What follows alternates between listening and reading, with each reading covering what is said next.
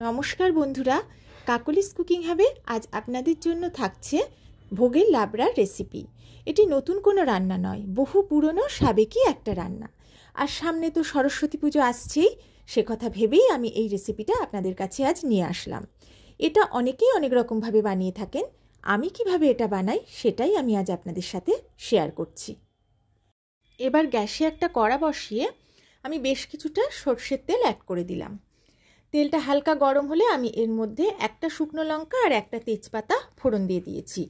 ফোড়নটা 15 সেকেন্ড মতো আমি একটু ভেজে নেব। আর রান্নাটা কিন্তু অবশ্যই সর্ষের তেলে করলেই ভালো হবে। আর তেলটা প্রথমেই একটু বেশি পরিমাণে দিয়ে দিলেই ভালো, কারণ এই তেলেই পুরো রান্নাটা কিন্তু হবে।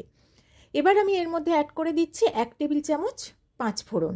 এই 5 ফোড়নের পরিমাণটা সবজির পরিমাণ অনুযায়ী বাড়াতে বা কমাতে হবে। এই ফোড়নটাও আমি 15 সেকেন্ড মতো ভেজে নিলাম। খুব সুন্দর গন্ধ বেরিয়ে গেছে। এবার আমি এর মধ্যে গ্রেট করা আদা ফোড়ন দিয়ে দিলাম।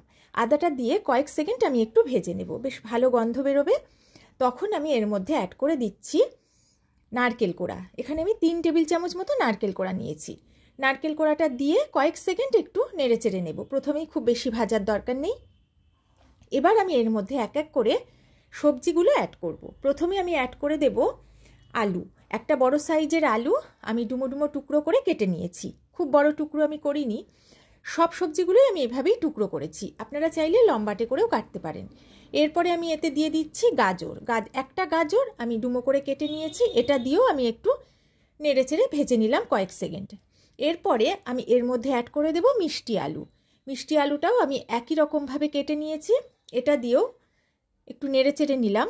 এবার গ্যাসের ফ্লেমটা মিডিয়াম করে দিয়ে আমি বেশ কিছুক্ষণ এই সব কিছু ভেজে নেব। যে সবজিগুলো সেদ্ধ হতে দেরি হয় সেগুলোই কিন্তু আমি প্রথমে অ্যাড করেছি। প্রথমে মিডিয়াম ফ্লেমে একটু ভেজে নিয়ে গ্যাসের ফ্লেমটা লো করে দিয়ে আমি কিছুক্ষণ ঢেকে রেখে দেব। মিনিট 2 ঢাকা দিয়ে রাখার পরে ঢাকাটা তুলে আমি একটু নেড়েচেড়ে মিশিয়ে নিচ্ছি।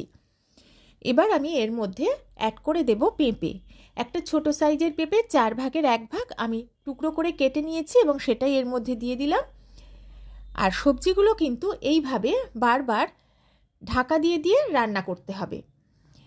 এবার আমি মিনিট খানেক মতো মিডিয়াম ফ্লেমে একটু ভেজে নিলাম। তারপরে এর মধ্যে আমি দিয়ে দিলাম 1 চা চামচ লবণ। লবণটা দেওয়াতে এগুলো একটু তাড়াতাড়ি নরম হয়ে আসবে।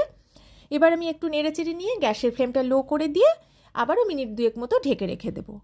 মিনিট 2 পরে আমি ঢাকাটা তুলে নিলাম। একটু মজে এসেছে সবজি।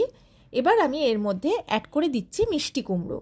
মিষ্টি কুমড়ো আমি একটু বড় বড় করে কেটেছি, কারণ তাড়াতাড়ি নরম হয়ে যায় তাই।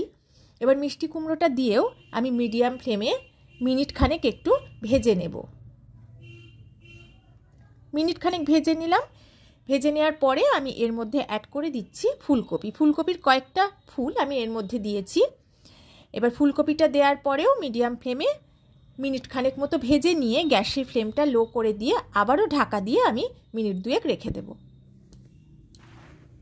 এবার আমি এর মধ্যে অ্যাড করে দিচ্ছি কিছুটা শিম আর কিছুটা বিনস। বিনসগুলো আমি 2 টুকরো করে কেটে নিয়েছি আর দিয়ে দিলাম 1 চা চামচ লবণ। এবার সব কিছু ভালো করে মিশিয়ে নিয়ে মিডিয়াম ফ্লেমে আমি বেশ কিছুক্ষণ ভেজে নেব। তারপর গ্যাসের ফ্লেমটা লো করে দিয়ে 10 মিনিট রেখে দেব। এইভাবে ঢাকা দিয়ে দিয়ে কিন্তু সবজিগুলো আমি ভেজে নেব আর সেদ্ধও হয়ে যাবে, কারণ আমি এতে কিন্তু কোনো রকম জল ব্যবহার করব না। সবজি থেকে যে জল ছেড়ে দেবে তাতেই সবজিগুলো সেদ্ধ হয়ে যাবে। ঢাকাটা তুলে নিলাম, সবজিগুলো বেশ মজে এসেছে। এবার আমি এর মধ্যে দিয়ে দিচ্ছি কিছুটা চেরা কাঁচা লঙ্কা আর বেগুন। বেগুনগুলো আমি একটু বড় বড় টুকরো করে কেটেছি, কারণ বেগুন খুব তাড়াতাড়ি সেদ্ধ হয়ে গলে যায়, তাই বেগুন কাটার সময় টুকরোগুলো একটু বড় করেই করতে হবে। এবার ভালো করে মিশিয়ে নিয়ে আবারও কিছুক্ষণ মিডিয়াম ফ্লেমে ভেজে নিয়ে তারপর লো ফ্লেমে ঢাকা দিয়ে বেশ কিছুক্ষণ রেখে দেব। এবার ঢাকাটা তুলে নিয়ে একটু নেড়েচেড়ে সবজিগুলো চারপাশে সরিয়ে মাঝখানে একটু জায়গা করে নিয়ে তার মধ্যে আমি দিয়ে দিচ্ছি 1 টেবিল চামচ জিরে গুঁড়ো, 1 টেবিল চামচ কাশ্মীরি লঙ্কার গুঁড়ো আর পরিমাণ মতো একটু হলুদ গুঁড়ো। আর দিয়ে দেবো 1/2 কাপ মতো জল। যেহেতু গুঁড়ো মশলা দিয়েছি তাই জলটা না দিলে পুড়ে যেতে পারে। আর আমি এতে অ্যাড করব স্বাদ মতো আরও কিছুটা লবণ। এবারে মশলাটা মাঝখানে একটু নেড়েচেড়ে মিশিয়ে নিয়ে তারপর সবজির সাথে ভালোভাবে মিশিয়ে নেব এবং খুব সুন্দর করে কষে নেব যতক্ষণ পর্যন্ত না কাঁচা গন্ধটা চলে যায়। মশলাটা দিয়ে ভালো করে কষিয়ে নিয়ে এবার আমি এর মধ্যে দিয়ে দিচ্ছি কুচিয়ে নেওয়া পালং শাক। পালং শাক দিয়ে ভালো করে নেড়েচেড়ে মিশিয়ে বেশ কিছুক্ষণ মিডিয়াম ফ্লেমে ভেজে নেব। তারপর গ্যাসের ফ্লেমটা লো করে দিয়ে আবারও 10 মিনিট ঢাকা দিয়ে রান্না করে নেব। পালং শাক থেকেও জল বেরোবে আর সবজিগুলো আমার পুরোপুরি সেদ্ধ হয়ে যাবে। লাবড়াতে আমি যে সবজিগুলো ব্যবহার করেছি সেগুলো ছাড়াও আপনারা অন্য আরও যে কোনো সবজি ব্যবহার করতে পারেন। আমার কাছে যেগুলো ছিল সেগুলো দিয়েই আমি এটা বানালাম। এবার আমি একটা মশলা বানিয়ে নেব। তার জন্য আমি নিয়েছি 1 টেবিল চামচ গোটা জিরে, 1 টেবিল চামচের একটু কম গোটা ধনে, ছোট একটা টুকরো দারচিনি, বেশ কয়েকটা গোলমরিচ, একটা তেজপাতা। এগুলো আমি প্রথমে ড্রাই রোস্ট করে গুঁড়ো করে নেব। মশলাগুলো আমি ভেজে নিচ্ছি, হালকা লালচে রং ধরে গেছে। এবার নামিয়ে আমি গুঁড়ো করে নেব।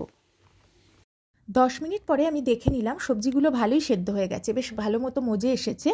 এবার আমি এর মধ্যে দিয়ে দিলাম 1.5 টেবিল চামচ চিনি। চিনিটা দিয়ে নেড়ে চেড়ে 2 মিনিট মতো ঢাকা দিয়ে রেখে দেবো, তাহলে চিনিটা গলে যাবে আর সবজির মধ্যে বেশ সুন্দরভাবে ঢুকে যাবে। আর লাবড়া কিন্তু একটু ঘাটাঘাটাই হয়, তাহলে খেতেও ভালো লাগে। আর কিছু সবজি গলে যায় আর কিছু সবজি আস্ত থাকে। এবার আমি নেড়ে চেড়ে নিলাম। 2 মিনিট পরে আমি ঢাকা তুলে এবার এর মধ্যে মিশিয়ে দিচ্ছি যে গুঁড়ো মশলাটা বানালাম, সেই গুঁড়ো মশলাটা দিয়ে আমি একটু নেড়ে চেড়ে মিশিয়ে নেব। এই মশলা দেওয়ার পরে খুব বেশিক্ষণ কিন্তু আর নাড়াচাড়া করার দরকার নেই। আর এই সময় একটু হালকা হাতে নাড়তে হবে যাতে সব সবজি একেবারে ঘেঁটে না যায়। আর আমি এর মধ্যে দিয়ে দিচ্ছি 1 চা চামচ ঘি। ঘিটাও যে যেমন খান সেই মতো দেবেন। ঘিটা দিয়ে একটু মিশিয়ে নিচ্ছি। নিয়ে এবার গ্যাসের ফ্লেমটা আমি অফ করে দেব, দিয়ে ঢাকা দিয়ে 5 মিনিট স্ট্যান্ডিং টাইমে রেখে আমি পরিবেশন করে দেব। যে কোনো পুজোর দিনে ভোগ হিসাবে খিচুড়ির সাথে এই লাবড়া কিন্তু প্রায় সকলের বাড়ি বানানো হয়ে থাকে। এছাড়া রুটি, লুচি, পরোটা ইত্যাদির সাথে খেতেও কিন্তু আমরা সবাই খুব ভালোবাসি। আমার মতো করে একবার বানিয়ে দেখবেন, আশা করি আপনাদের ভালোই লাগবে। যদি আমার রেসিপিটা ভালো লাগে তাহলে একটা লাইক, কমেন্ট, শেয়ার করতে কিন্তু ভুলবেন না। তাহলে আজকের মতো আমি বিদায় নিচ্ছি। সবাই ভালো থাকবেন, সুস্থ থাকবেন।